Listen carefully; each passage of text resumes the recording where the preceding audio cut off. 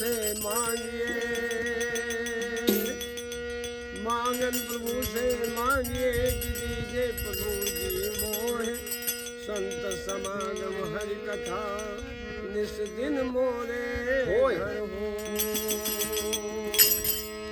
तो संत समागम हरि कथा हरे तुलसी दुर्लभ दो। सुत दारा धन लक्ष्मी पापियों के घर हो। तो साहेब मोहे निवाजिए, अरे दीजे अमर बोल,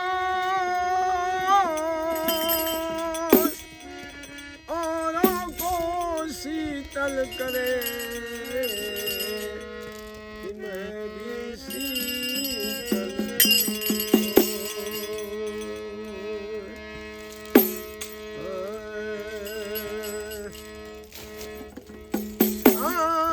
अजब बनाई, अजब बनाई काया गाह मंदिर साहेब। अजब बनाई काया गाह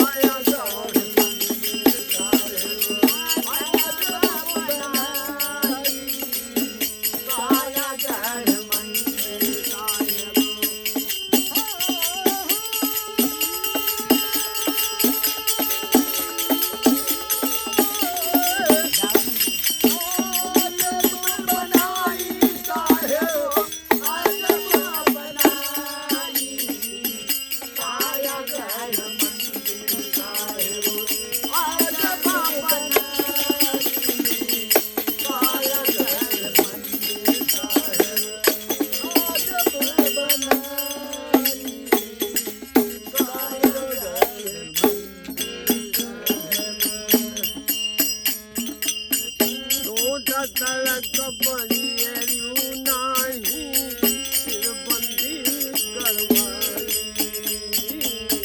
टोटा तड़क परियरियू नाही सिरबंदी करवाई टोटा तड़क परियरियू नाही सिरबंदी करवाई अपने प्रभु जी छाजन छावे अपने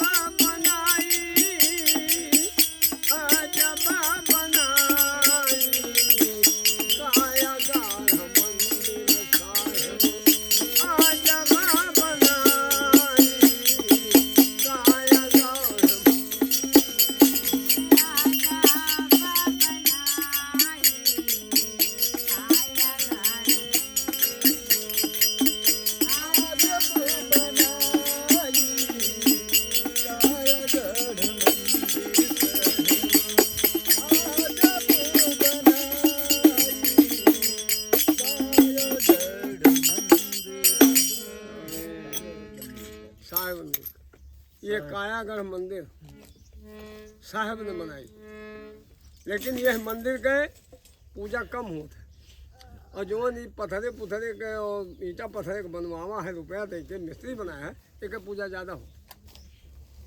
अब भाई यह मंदिर का तोड़ दिया तो यहाँ गवाही न मिली, लेकिन वही मंदिर पे एक सिटकी बहा दिया तो हजारों गवाही। तो क्या कर रहा हूँ बहाई ये भाई से और यहाँ का चाहे मार डाला आप है तो क्यों जो क्यों दरोगा पूछे देखा है तो कहीं नहीं साहब हम तो चला गए हमारी नारे को हम देखे नहीं के मारी नहीं गवाही मिलेगा।